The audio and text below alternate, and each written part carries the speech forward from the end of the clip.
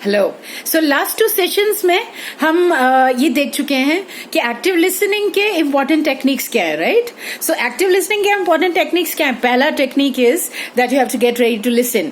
हमने ये सीखा that in a day we have 60,000 thoughts. Imagine, that's huge. और हम ज्यादातर उन्हीं थॉट्स में होते हैं, हम प्रेजेंट में नहीं होते हैं, इसलिए हम एक्टिव लिसनिंग नहीं कर पाते हैं। और बहुत जरूरी है कि हम बार बार अपने माइंड को ट्यून करें इस बात पे कि हमें प्रेजेंट में रहना है, और तभी हम एक्टिव लिसनिंग कर पाएंगे। दूसरा जो इम्पोर्टेंट टेक्निक है एक्टिव लिसनिंग का, जो हमने लास्ट सेशन में सीखा, was that we have to keep an open mind. Okay, उसके लिए हमें ईगो सस्पेंड करना पड़ेगा, अपने इंटरेस्ट सस्पेंड करने पड़ेंगे। We have to be our own boss and we have to try and maintain our thoughts in the present, because present is the most important present, or the gift of Almighty that He has given you. And I have said that, and I'll say it again and again, that now is wow. Unless and until you have that thought process, जब तक आपका वो thought process नहीं होगा, आपकी productivity निकल के नहीं आएगी 100%, because you will not be in the situation.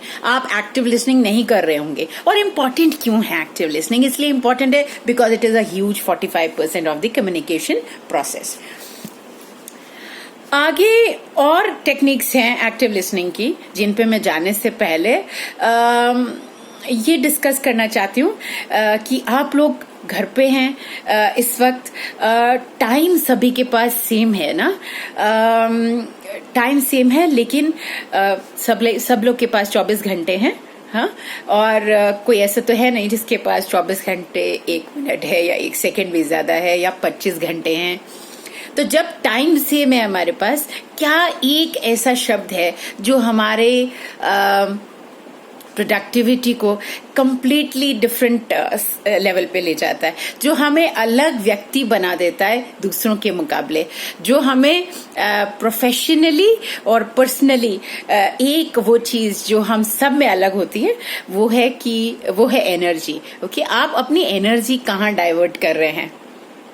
आप अपनी एनर्जी क्या किसी पॉजिटिव चीज पे डाल रहे हैं, वो चीज जो आपके काम आने वाली है? आपकी एनर्जी, आपका टाइम, आपका एफर्ट, आपका पैसा, जो आजकल ज्यादा डेटा पे जा रहा होगा घरों में ट्रेनीज के लिए स्पेसिफिकली, वो किस में जा रहा है? तो बहुत इंपॉर्टेंट सवाल है जो आप बार बार दिन में खुद को कर सकते हैं। Where is my energy going? And is it productive for me? Is it productive for me? वो काम हो सकता है, वो थॉट हो सकता है, वो कोई सोशल मीडिया का एक प्लेटफॉर्म हो सकता है जिसपे कंप्लीट सारा दिन टाइम वेस्ट हो रहा है, वो कोई प्रोडक्टिव पॉजिटिव चीज हो सकती है जो आपको फ्यूचर में आपके करियर में काम आने वाली है। आप जहां भी अपनी एनर्जी डालेंगे, वही चीज अब से 2 साल बाद, 5 साल बाद, 10 साल बाद, जो भी आप निकल के आएंगे, जो भी आप बनेंगे, वो डिसाइड करेगी, वो डिफाइन करेगी। आप आज अपना एनर्जी किसी भी नेगेटिव चीज में, किसी भी अनप्रोडक्टिव चीज में, किसी भी अनप्रोडक्टिव थॉट में या नेगेटिव थॉट में चैनलाइज करिए, उसको वहीं रहने दीजिए, और आप ये मान के चलिए कि आप कमाल कर लेंगे 5 साल में, 10 साल में, 2 साल में, career wise, even personally is not possible. Okay, इसी के साथ मैं इस सेशन को शुरू कर रही हूँ। तो 2 टेक्निक्स हमारी हो चुकी हैं एक्टिव लिसनिंग की। अब the next technique of active listening, in which is very very important, is आपको कैसे पता चलता है सामने वाला व्यक्ति आपको सुन रहा है? When they are looking at you, eye contact होगा। आई कॉन्टैक्ट नहीं है, they are not interested. Okay, they are not interested, they are not listening to you. और मैंने पहले सेशंस में बताया है कि कोई आपको कब सुनेगा? जब आप फैंटाबुलसली इंटरेस्टिंग होंगे, है ना? आप जो भी काम कर रहे हैं, आप वक्ता बहुत इंटरेस्टिंग होगा, वो काम बहुत इंटरेस्टिंग होगा मेरे लिए, मेरे काम का होगा, तो मैं उस चीज को सुनूंगा, अदरवाइज मैं उस चीज को नहीं सुनूंगा। और मैं ही डिसाइड करता हूं या डिसाइड करती हूं कि मैं क्या सुनूंगा, क्या नहीं सुनूंगा। Right? So looking at the speaker और the audience is the third point of active listening. या तो आपको स्पीकर की तरफ देखना पड़ेगा, अगर आप ऑडियंस का हिस्सा है तो, जो वक्ता है, जो बोल रहा है, और अगर आप खुद ही स्पीकर हैं, वक्ता हैं, तो आपको सारी ऑडियंस के साथ आई कांटेक्ट मेंटेन करके चलना पड़ेगा. Now is it easy, is it difficult? It is easy if you think it is easy. It is difficult if you think it is difficult. ये मेरा मानना है और यही एक लॉजिक भी है. अगर आपके दिमाग ने ये ठान लिया है कि ये डिफिकल्ट है तो वो डिफिकल्ट है, चाहे छोटी से छोटी चीज हो लाइफ में. और अगर आपके दिमाग ने ठान लिया है कि वो इजी है तो कोई बड़ी से बड़ी मुश्किल हो आपके सामने, आपके लिए वो बहुत आसान हो जाएगी, है ना. तो मैंने काफी बार ट्रेनीज को हम लोग पुल आउट करते हैं सेशंस में कि वो आए, वो क्लास के सामने खड़े हों, बोलें, इंट्रोड्यूस करें खुद को.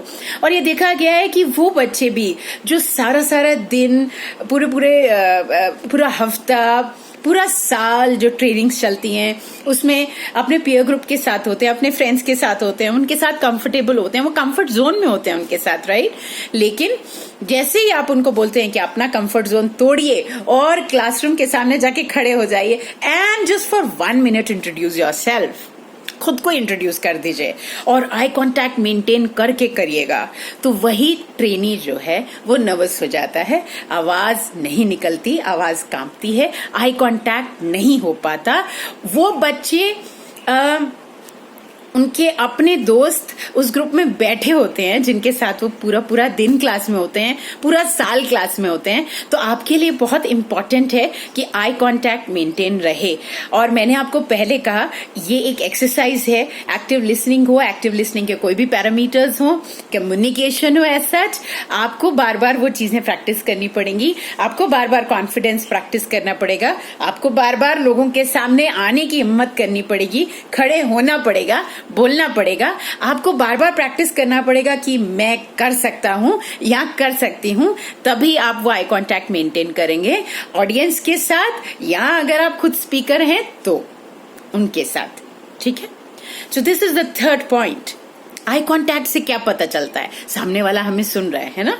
और आई कांटेक्ट के साथ साथ जो नेक्स्ट पॉइंट है वो ये है कि सामने वाला आपको सुन रहा है. उसका एक चौथा और most important point active listening का या टेक्निक ये है कि वो व्यक्ति आपके मेन थीम्स को पकड़ रहा होगा, वो कैप्चर कर रहा होगा जो आप एग्जैक्टली बोलना चाह रहे हैं.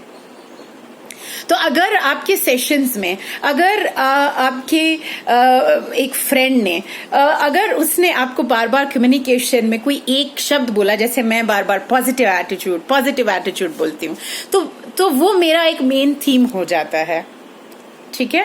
और कैसे पता चलेगा कि ये इस व्यक्ति का एक मेन थीम? आप किसी मीटिंग में बैठे होंगे तो वो एक शब्द पावर पॉइंट प्रेजेंटेशन पे हाईलाइटेड होगा, बोल्ड होगा. अगर हाईलाइटेड बोल्ड नहीं होगा तो आपके बॉस जो मीटिंग ले रहे होंगे वो उस पॉइंट पे या उस शब्द पे स्ट्रेस कर रहे होंगे, वो पॉज करेंगे. उस शब्द के आते ही उनकी आवाज थोड़ी लाउड हो जाएगी या स्ट्रांग हो जाएगी, पिच जो है आवाज की. ठीक है. तो आप वॉइस मॉड्यूलेशन से भी समझ लेंगे कि ये शब्द बहुत इंपॉर्टेंट है इस मीटिंग में, मुझे इस चीज पे काम करना है क्योंकि इस वर्ड पे, इस थीम पे, इस कीवर्ड पे, इंपॉर्टेंट शब्द पे, इस इंपॉर्टेंट आइडिया पे, टॉपिक पे बॉस ने बार बार या मेरे कॉलीग्स ने बार बार या मेरी माँ ने या मेरे पिता ने बार बार स्ट्रेस दिया है.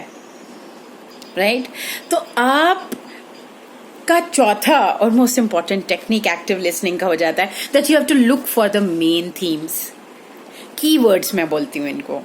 आपको कीवर्ड पकड़ने पड़ेंगे मीटिंग्स में, आपको कीवर्ड पकड़ने पड़ेंगे अपने एजुकेशन में भी.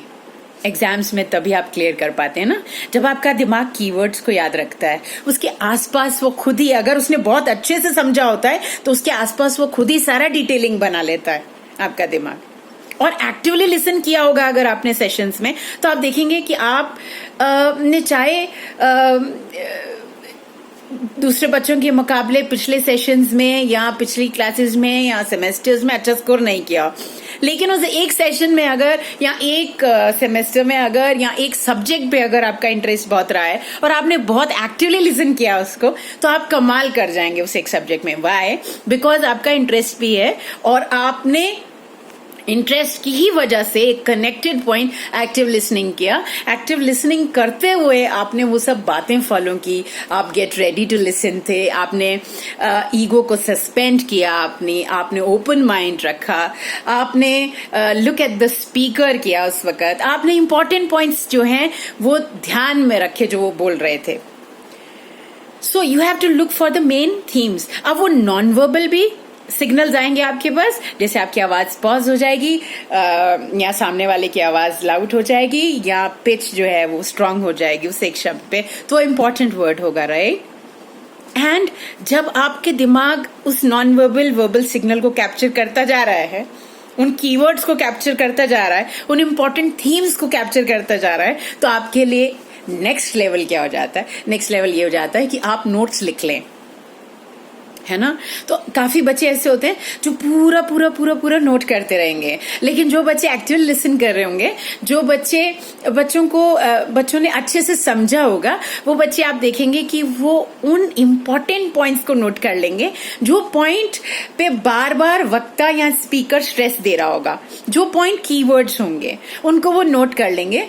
और नोट करना क्यों जरूरी है? आप काफी बार बच्चे बोलते नोट्स लेना क्यों जरूरी है? नोट्स लेना इसलिए जरूरी है कि आपका दिमाग सब चीजें याद नहीं रख सकता है, राइट। सब चीजें मेमोरी के लिए पॉसिबल नहीं है। हम पहले सेशन से देख रहे हैं कि 60,000 थॉट्स इन अ डे होते हैं हमारे दिमाग में। आप और हैरान होंगे कि ओवर 90% ऑफ द थॉट्स वही होते हैं जो पहले होते थे। तो हम डेली वही ना वही चीजें घूम के वही सोच रहे हैं, राइट।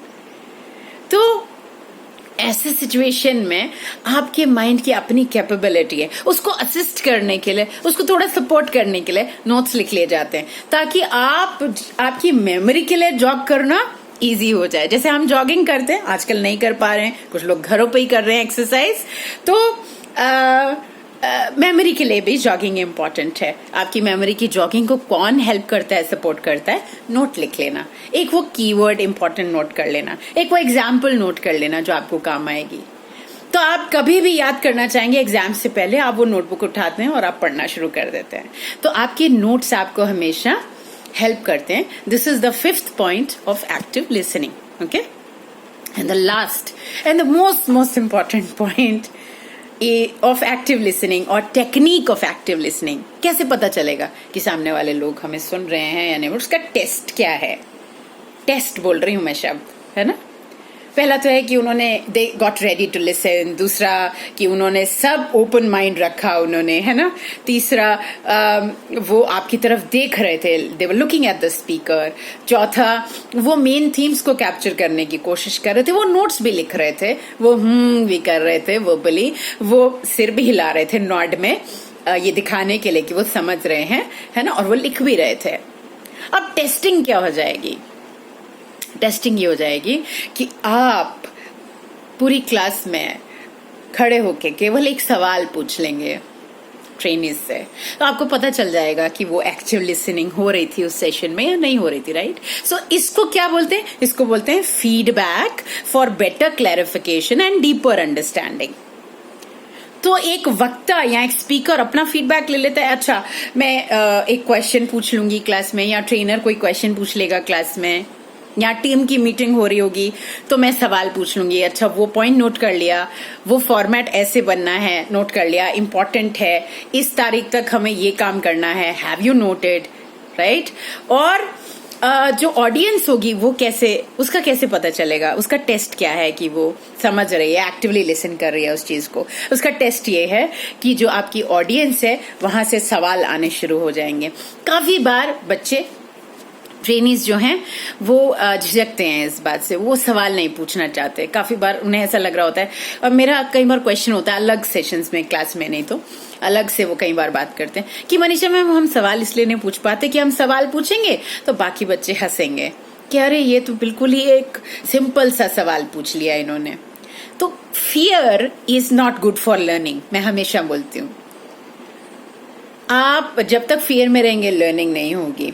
फिर भी अगर आपको लगता है कि आपको वो सवाल उस वक्त नहीं पूछना क्लास में, आपका कोई चैलेंज है, आप नहीं पूछना चाहते, तो आप प्लीज ट्रेनर से बाद में पूछ लीजिए, अलग से व्हाट्सएप मैसेज कर दीजिए, कॉल कर दीजिए ट्रेनर को कि ये मेरा चैलेंज है sir, I wanted to ask you this, you know, I wanted to clarify, आप प्लीज मेरा इसमें हेल्प कर दीजिए, तो आपको क्लैरिफिकेशन मिल जाएगी, राइट? और इसका भी ये मतलब होगा कि आप अच्छे से सुन रहे थे। तो feedback for better understanding and or clarification and deeper understanding is the last and the sixth technique of active listening. Techniques कई सारी हैं लिसनिंग की, एक्टिव लिसनिंग की स्पेसिफिकली, लेकिन एट द सेम टाइम हम बोलते हैं हम एक्टिव लिसन नहीं कर पाते।